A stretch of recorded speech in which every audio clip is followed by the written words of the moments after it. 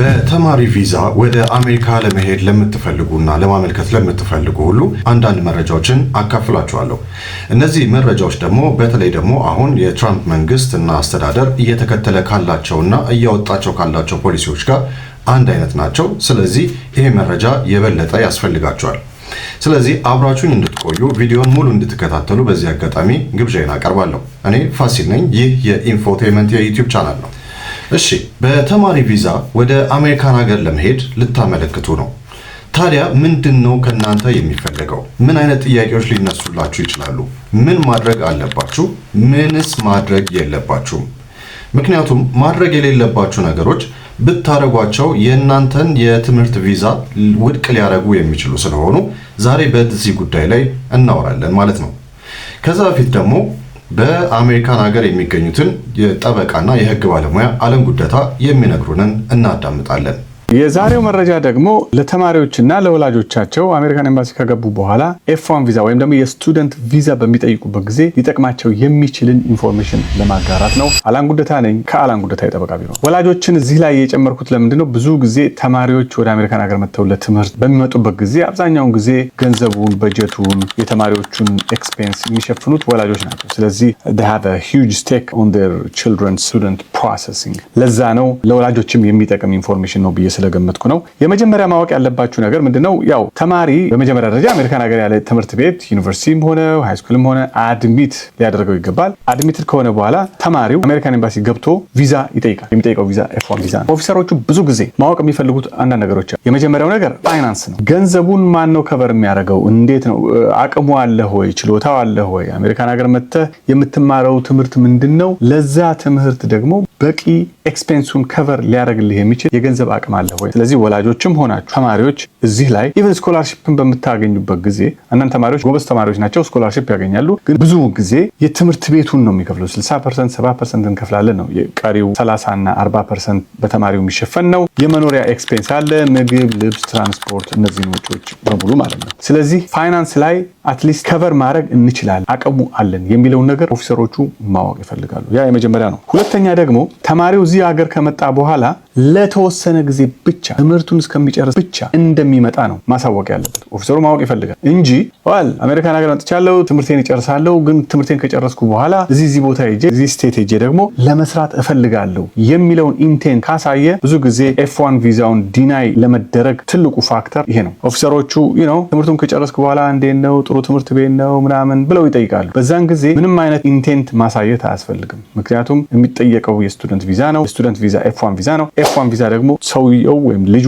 ተምሮ ወደ ሀገሩ እንደሚመለስ የሚያረጋግጥ ቪዛ ነው እንጂ እዚህ ሀገር መጥቶ ተምሮ ከጨረሰ በኋላ አሜሪካን ሀገር እንዲሰራ የሚፈቅድለት ቪዛ አይደለም። ይሄ ሁለተኛው ነው። ሶስተኛው ደግሞ አሜሪካን ሀገር ከመጡ በኋላ እየተማሩም ሆነ ከተማሩ በኋላ መስራት ፍላጎት እንዳላቸው ማሳወቅ የለባቸው። ምክንያቱም ትምህርቴን ከጨረስኩ በኋላ እዚህ ስቴት ሄጄ ወይም ደግሞ እዚህ ካምፓኒ ለመስራት ፈልጋለሁ፣ ምክንያቱም የተማርኩትን ፕራክቲስ ማድረግ ፈልጋለሁ የሚል ኢንፎርሜሽን ካወቁ ኦፊሰሮቹ ይሄም አንደኛው ትልቁ ቪዛውን ዲናይ የሚደረጉበት አንዱ ትልቁ ሪዝን ይሄኛው ነው። ስለዚህ እዚህም ላይ መጠንቀቅ ያስፈልጋል። ከዛ በተጨማሪ ግን ያው ለኢንተርቪው በምትሄዱ ጊዜ ተማሪዎች try to look sharp አለባበስ መደንገጥ አያስፈልግም። ማንኛውንም ኢንፎርሜሽን ኦሪጂናልም ሆነ ኮፒ፣ በተለይ ደግሞ ትምህርት ቤቱን በተመለከተ የእናንተን የትምህርት ሬኮርድ በተመለከተ ሬዲ መሆን አለባችሁ። ስለ ትምህርት ቤቱ በደንብ ማወቅ አለባችሁ። የት ስቴት ነው ያለው? ምን ያህል ይርቃል? የትምህርት ቤቱ ስም፣ ምን ዲፓርትመንት እንደምትማሩ፣ ምን ያህል ጊዜ እንደሚፈጅባችሁ፣ 2 ዓመት ነው 3 ዓመት ነው 5 ዓመት ነው፣ እነዚህን ሁሉ በደንብ ማወቅ ይጠበቅባቸዋል። ያጋራዋችሁ ኢንፎርሜሽን ይሄንን የስቱደንት ቪዛ በምትጠይቁ ጊዜ ይጠቅማችኋል በሚል ነው። በመጀመሪያ ደረጃ ማወቅ ያለባችሁ ነገር ይህ የኤፍ1 ቪዛ ወይም የተማሪ ቪዛ ዘለቄታዊና እዛ እንድትኖሩ ወይም ሙሉ ለሙሉ እዛው እንድትቀሩ የሚያደርጋችሁ ቪዛ አለመሆኑን ማወቅ አለባችሁ። ኤፍ1 ቪዛ የሚባለው የስቱደንት ቪዛ የሚያገለግለው ትምህርታችሁን እስከምትጨርሱ ድረስ እዛው እንድትቆዩ ብቻ እንጂ ለዘለቄታው እዛው እንድትኖሩ፣ እዛው እየሰራችሁ እዛው እንድትኖሩ የሚያደርጋችሁ ቪዛ አይደለም። ይሄ ነው። ሌላው ነገር ስኮላርሺፕን ብታገኙ እንኳን የተወሰነውን ፐርሰንት ትምህርት ቤቱ ከቨር ሊያደርግላችሁ ቢችልም እንኳን ሌሎቹን ኤክስፔንሳችሁን የምግብ፣ የልብስ፣ የመኖሪያ እነዚህን የመሳሰሉና ሌሎችን ወጪዎቻችሁን ደግሞ እናንተ መሸፈን እንዳለባችሁ ይታወቃል። ስለዚህ ይህንን ማወቃችሁ በጣም አስፈላጊ ነው። እነዚህ ነገሮች ካወቃችሁ ቀጥሎ ያሉትን ነገሮች በደንብ እንደምታዳምጡና ተግባር ላይ ልታውሏቸው እንደምትችሉ ግንዛቤው ይኖራችኋል ብዬ ተስፋ አድርጋለሁ። ለማንኛውም ወደ ጉዳያችን እንለፍ። ለኢንተርቪው ስትቀርቡ ምንድን ነው የሚፈለግባችሁ? የመጀመሪያው ነገር ወደ ኤምባሲው ስትሄዱ ኦሪጂናል ሰነዶችና ኮፒያቸውን ያዙ። ልክ አሁን ቪዲዮ ላይ እንደተባለ ማለት ነው። በተለይ ከትምህርት ቤቱ ጋር የተያያዙ ጉዳዮች ከሆኑ ኦሪጂናልና ፎቶኮፒያቸውን ኦሪጂናላቸውንም መያዝ በጣም አስፈላጊ እንደሆነ ልትገነዘቡ ይገባል። ሌላው ከነዚህ በተጨማሪ የሚፈለጉባቸው አንዳንድ ዶክመንቶች ይኖራሉ። የመጀመሪያው ፎርም I-20 የተባለ ነው። ይሄ ደግሞ ከተማራችሁበት ተቋም የሚላክላችሁና ለቪዛው ዋና ማስረጃ የሚሆናችሁ ነው። ሌላው ነገር ፓስፖርታችሁ ነው። ያው ፓስፖርታችሁ የጉዞ ሰነዳችሁ እስከሆነ ድረስ ፓስፖርታችሁ መያዝ አለበት። ይሄ ደግሞ ለሚቀጥሉት 6 ወራት የሚያገለግላችሁ ፓስፖርት እንዲሆን ይመከራል። ሌላው DS 160 ነው ወይም ደግሞ DS 160 የሱ ኮንፈርሜሽን ፔጅ ኮንፈርም የተደረገላችሁን የጸደቀላችሁን እሱን ወረቀት መያዛችሁን ማረጋገጥ አለባችሁ። ሌላው ነገር ደግሞ I-901 የተባለውን ሰርቪስ ወይም ደግሞ የፎርሙን I-901 የተባለውን ሪሲት የሰርቪስ ሪሲት፣ ይሄ ማለት ደግሞ ክፍያ የከፈላችሁበት ማለት ነው። ሌላው ደግሞ የቪዛ ፊ ደግሞ ሪሲት ደግሞ ሌላ ነው።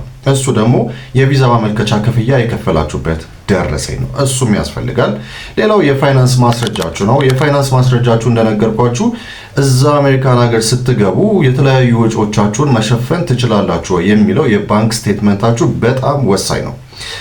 ሌላው ነገር ደግሞ እሱ ብቻም ሳይሆን የስፖንሰርሺፕ ደብዳቤ ያስፈልጋችኋል። የትምህርት ዕድል ስኮላርሺፕ ያገኛችሁበት ደብዳቤ ካለ ደግሞ እሱ ደብዳቤ ያስፈልጋል። ከዚህም በተጨማሪ የትምህርት ማስረጃችሁ ደግሞ ሌላው ትልቁ የሚያስፈልጋችሁ ነገር ነው። ስለዚህ የትምህርት ቤት ትራንስክሪፕት፣ ዲፕሎማ ወይ ደግሞ ዲግሪ እንደዚህ የመሳሰሉ የቋንቋ ብቃት ማስረጃዎች ካሏችሁ እነሱም ጭምር የሚያስፈልጉ መሆናቸውን ልትገነዘቡ ይገባል። ይሄ እናንተ የሚፈለግባችሁ ነገር ነው። ማለትም ከወዲሁ አዘጋጅታችሁ አጠናቅራችሁ ይዛችሁ መገኘት ያለባችሁ ነገር ነው። አሁን ሊጠየቁ የሚችሉ እናንተ በዛ ቃለ መጠይቅ ወቅት ልትጠየቁ የምትችሏቸው መኮንኖቹ ሊጠይቋቸው የሚችሉት ነገር ምንድናቸው? ምንድነው ኤክስፔክት ማድረግ ያለባችሁ የሚለውን እንመለከታለን። ስለዚህ ኮመን ኢንተርቪው ኩዌስችንስ የሚባሉ አሉ፣ ወይም ደግሞ የተለመዱ አይነት እንደ F1 የመሳሰሉ ሌሎችም ብቻ ግን አሁን ከኤፍ1 ቪዛ ጋር የተያዘ ስለሆነ የኤፍ1 ቪዛ ላይ የሚጠየቁ የተለመዱ ጥያቄዎች አሉ። ለምሳሌ የቆንስላ መኮንኑ በዋነኛነት ትኩረት የሚያደርገው በትምህርት እቅዳችሁና ወደ ሀገራችሁ የመመለስ ፍላጎታችሁ ላይ ነው። ስለዚህ ይህን ትኩረት ማድረጋችሁ በጣም አስፈላጊ ነው።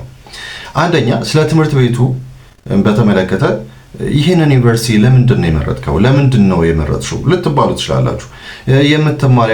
የምትማሪው የትምህርት አይነት ምንድን ነው? ዲፓርትመንትሽ ምንድን ነው? ይሄን ልትጠየቁ ትችላላችሁ። እንደዚሁም ደግሞ ለወደፊቱ ለህይወትሽ ምንድን ነው የሚጠቅምሽ? ለህይወትህ ምንድን ነው የሚጠቅምህ?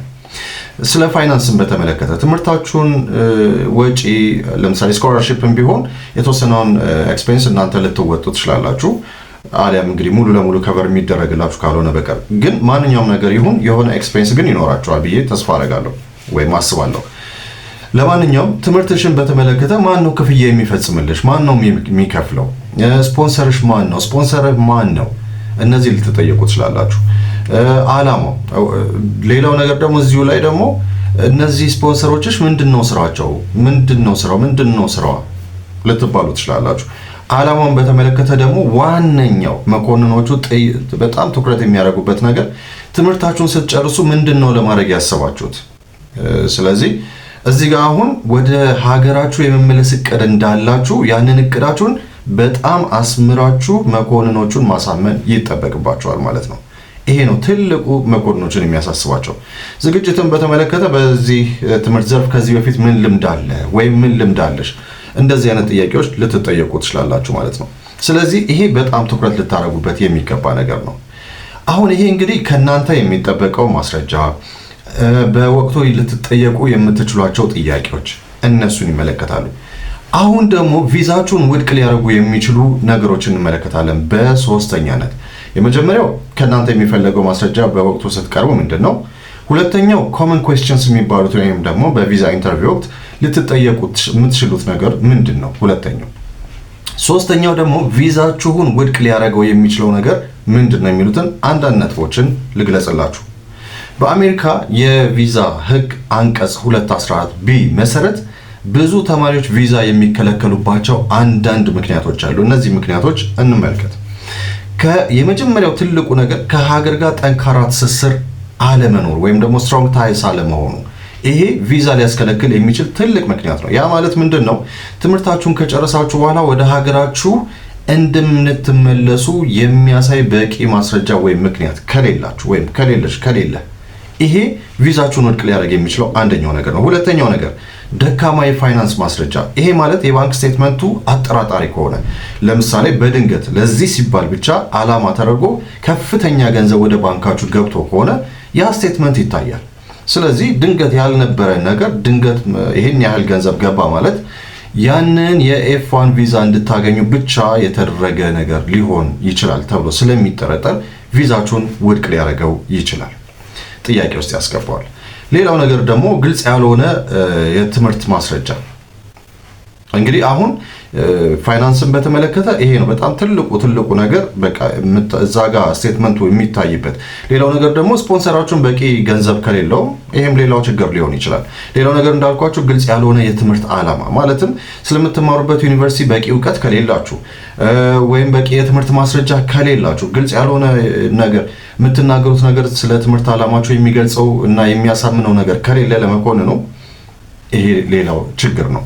ሌላው ደግሞ ትክክለኛ ያልሆኑ ሰነዶች። ይሄ በጣም የማይመከር በፍጹም እንዳትሞክሩት የሚያደርግ ነገር ምንድነው? ትክክለኛ ያልሆኑ ፌክ የሆኑ ማስረጃዎችን ካቀረባችሁ ቪዛችሁ ላይ እናንተው እንደፈረዳችሁ ነው የሚቆጠረው። ስለዚህ ቪዛችሁ ውድቅ ሊሆን ይችላል ማለት ነው። ስለዚህ የተጭበረበሩ ነገሮችን ከማቅረብ እባካችሁ ተቆጠቡ። ይሄ ዘላቂ ችግር ያመጣባቸዋል። ሌላው ነገር ደግሞ በቃለ መጠይቅ ወቅት መቀበጣጠር ማለት ምንድነው? በልበ ሙሉነት አለመመለስ፣ የተጠይቃችሁትን ትታችሁ ያልተጠይቃችሁትን የምትመልሱ ከሆነ፣ ረጅም የሆኑ ነገሮችን በመናገር ጊዜ የምታጠፉ ከሆነ፣ ያም ቢሆን ዝግጅት አላደረገም ወይም ደግሞ ትክክለኛ ማስረጃ እየነገረን አይደለም ወደሚለው ጥርጣሬ መኮንኖቹን ያመራቸዋል። ቪዛችሁ አሁንም ጥያቄ ላይ ይወድቃል፣ ውድቅ ሊሆን ይችላል ማለት ነው። ከዚህ ጋር በተያያዘ ተጨማሪ አንዳንድ ነገሮችን ብነግራችሁ ደስ ይለኛል። ፕሮቲፕ የሚባሉ ነገሮች። ወደ ኤምባሲው ስልክና ማናቸውም የኤሌክትሮኒክስ መሳሪያ እንድትይዙ አይፈቀድላችሁም። ለጥያቄዎች የምትሰጡት መልስ። ሌላው ነገር ደግሞ እዛ ላይ ዲኤስ 160 ላይ ከሞላችሁት እዛ ቅጽ ላይ ከሞላችኋቸው ነገሮች ጋር የሚጣጣሙ መሆን አለባቸው። ስለዚህ ዲኤስ 160 ላይ የሞላችሁትን ነገር በጥንቃቄ መገምገማችሁ በጣም አስፈላጊ ነው። ትንሽ የተዛነፈ ነገር ወይም ደግሞ የማይመሳሰል ነገር ከመለሳችሁ መኮንኖቹ ግራ ሊጋቡ ይችላሉ። ስለዚህ ትክክለኛ ነገር እየተናገራችሁ እንዳልሆነ ከተሰማቸው ደግሞ መጨረሻው ያው ቪዛችሁን መከልከል ነው። ሌላው ነገር ደግሞ የቪዛ መኮንኑ ጥያቄ ሲጠይቅ በቀጥታ ያንን ምላሽ ብቻ መስጠት እና እጥር ምጥን ያለ መልስ፣ ብዙ ወሬ አለማብዛት፣ ብዙ ምላሽ አለማብዛት። ይሄም ሌላው የሚፈለግባቸው ነገር ነው። ተማሪዎች ከሀገራቸው ጋር ያላቸው ትስስር፣ ጠንካራ ትስስር ወይም ደግሞ ስትሮንግ ታይስ ለማሳየት አንዳንድ ነጥቦችን ማየታቸው ማወቃቸው በጣም አስፈላጊ ነው። ትልቁ ነገር ይሄ ነው። ይሄ ማለት ምንድነው? ትምህርቴን እንደጨረስኩ ወደ ሀገሬ መለሳለሁ የሚለውን ነገር መኮንኖቹ ሊያምኑበት ይገባል። ጠንካራ ትስስር ለማሳየት ደግሞ መደረግ ያለባቸው አንዳንድ ነገሮች አሉ።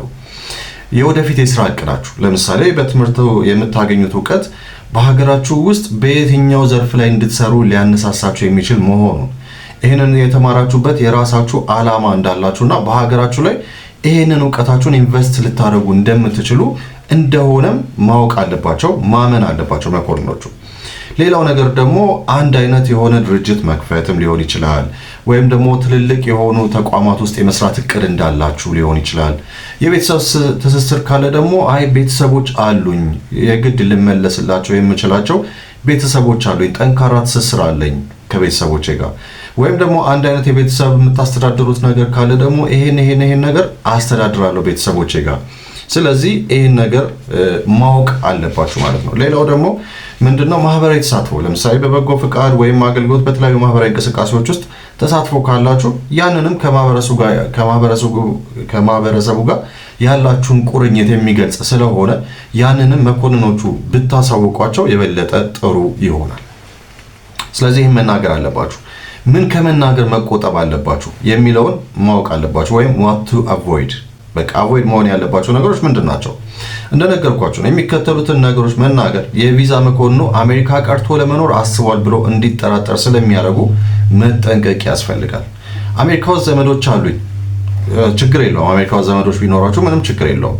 ሆኖም ግን ዘመዱን መደበቅ ሳይሆን ችግሩ እነሱ ጋር ነው የምኖረው፣ እነሱ ይረዱኛል፣ እንደዚህ መሳሰሉ። ይሄ ምንድነው? አሜሪካ ከተማራችሁ በኋላ እዛው ልትቀሩ እንዳሰባችሁ ነው መኮንኖቹ የሚረዱት። ስለዚህ ቪዛውን ሊከለክሏችሁ ይችላሉ ማለት ነው። ሌላው ነገር ደግሞ ያው በትምህርቴን ተምሬያለሁ፣ ስለዚህ ትምህርቴን ደግሞ አፕላይ ማድረግ እፈልጋለሁ፣ ስለዚህ የሆነ አንድ ስቴት ሄጄ ወይም ደግሞ እዚህ ቦታ ላይ አሜሪካ ውስጥ መስራት እፈልጋለሁ፣ መሞከር እፈልጋለሁ። ይህንንም ካላችሁ ያው የኤፍ1 ቪዛችሁ አላማው መጨረሻው ለካ አሜሪካ መቅረት ነው የሚለውን ነገር ነው መኮንኖች የሚያስቡት። ይህንንም ጥንቃቄ ማድረግ አለባችሁ።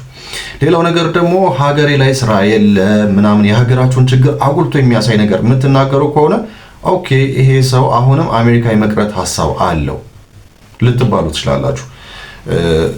ሌላው ደግሞ አሻሚ መልሶች፣ እስቲ ትምህርቴን ከጨረስኩ በኋላ የምወስነው ነገር ይሆናል፣ እስካሁን ምንም አላሰብኩበትም፣ እንደዚህ የመሳሰሉ በጣም አጠራጣሪና አሻሚ ነገሮችን ቪዛችሁ እንድትከለከሉ ሊያደርጉባችሁ ይችላሉ ማለት ነው። ስለዚህ ከነዚህ ነገሮች መራቃችሁ በጣም በጣም አስፈላጊ ነው ማለት ነው። እንግዲህ ቁልፍ የሆኑ ነገሮች ቀደም ሲል የተነጋገርናቸው ናቸው። እንግዲህ ወደ ማጠቃለያው ስንሄድ የቪዛ መኮንኑ በዋነኝነት የሚያሳስበው እዛ ጋር ቁጭ ያለው መኮንን የሚያሳስበው ነገር የናንተ ለትምህርት ወደ አሜሪካ መሄድ ብቻ አይደለም። የናንተ ቪዛ ተሰጥቷችሁ ወደ አሜሪካ ሄዳችሁ መማሩ ብቻ ሳይሆን የሚያሳስበው ከዛ በላይ የሚያሳስበው አንድ ይሄ ሰው ኤክስፔንሱን ይሸፍናል ወይ፣ በቂ የሆነ ገንዘብ አለ ወይ፣ ሌላው ነገር ደግሞ እዛ ሄዶ ይቀራል ወይስ አይቀርም። አሁን የገንዘቡ ጉዳይ የሚያሳስባቸው ትልቁ ምክንያት እንደምታውቁት አሜሪካ ፐብሊክ ቻርጅ እንድትደረጉ አትፈልግም። ከየትኛውም ዓለም ላይ የመጣ ሰው አሜሪካ ውስጥ ፐብሊክ ቻርጅ መባል የለበትም፣ ወይም ደግሞ የራሱን ወጪ የማይሸፍን የአሜሪካ ድጎማ ተቀባይ መሆን የለበትም። ይሄ ያሳስባቸዋል። ሌላው ነገር ደግሞ አሜሪካ ውስጥ ከቀራችሁ ደግሞ የኢሚግሬሽን ቪዛ እንደሰጧችሁ ነው የሚያስቡት። ስለዚህ ኢሚግሬሽን ቪዛ በዚህ ሰዓት ላይ ደግሞ ፖዝ ተደርጓል። ስለዚህ በሆነ መንገድ አሳስታችሁ ሄዳችሁ እዛው ትቀራላችሁ የሚለው ነገርም ያሳስባቸዋል። ስለዚህ የምትመልሱላቸው ነገር የምታሳምኗቸው ነገር ለዚህ በጣም ይረዳል ማለት ነው። ስለዚህ በአጠቃላይ የቪዛ መኮንኑን ማሳመን ያለባችሁ የሚሄደው ለመማር ብቻ ነው፣ ትምህርቴን ስጨርስ ደግሞ ወደ ሀገሬ የምመለስበት በቂ ምክንያት አለኝ የሚለው ነጥብ ነው ትልቁ ነጥብ።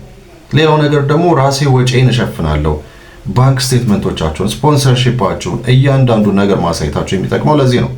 በተለይ ደግሞ ለጥናት ያመለከታችሁበት የትምህርት ዘርፍ በኢትዮጵያ ውስጥ ያለውን ተፈላጊነት ማሳወቅና ማስረዳት በጣም ትልቅ ነጥብ ያስገኝላቸዋል። ስለዚህ ከላይ የጠቀስናቸውን የመጀመሪያ የሚፈለጉባቸው ሰነዶች ምንድናቸው? ሁለተኛ ኮመን ኩዌስችንስ የሚባሉ በኤፍ1 ቪዛ ቃለ መጠይቅ ወቅት በኤምባሲ ውስጥ የምትጠይቋቸው ጥያቄዎች ምንድናቸው? ሶስተኛ ማድረግ የሌለባችሁ እናንተ ምንድናቸው? እነዚህ ነገሮች ማወቅ በጣም አስፈላጊ ነው። ሌላው ነገር ደግሞ ቪዛ መኮንኖችን ለማሳመን ምንድነው ማድረግ ያለባችሁ፣ ምንድነው መናገር የሌለባችሁ፣ እነዚህን በጣም ጥንቃቄ አድርጋችሁ ልታጠኗቸው ልታስቡባቸው ይገባል። እንደዚህ ካረገ ቪዛውን በቀላሉ እጃችሁ ላይ ማስገባት ትችላላችሁ። የተማራችሁበትን ዘርፍ ደግሞ ተምራችሁ ደግሞ ለመመለስ ቃል መግባት አለባችሁ ለራሳችሁ ማለት ነው። ይሄን ማድረግ ይኖርባችኋል። ለዛሬ ይሄን መረጃ ነው ያካፈልኳችሁ። የሚቀጥለው ደግሞ በሌላ አዲስ መረጃ ተመልሼ እመጣለሁ። ለዚህ ቻናል አዲስ ከሆናችሁ ሰብስክራይብ አድርጉ። የደወሉን ምልክት ከነካችሁ ሁሉም ቪዲዮዎች አያመልጧችሁም። እንግዲህ ሰብስክራይብ እያደረጋችሁ አይደለም፣ ሰብስክራይብ አድርጉ። እንደዚሁም ደግሞ ቪዲዮዎቹም እስከ ሙሉ ቪዲዮ እንድትመለከቱ በዚህ አጋጣሚ ግብዣዬን አቀርባለሁ። በሚቀጥለው እስከምንገናኝ ሰላም።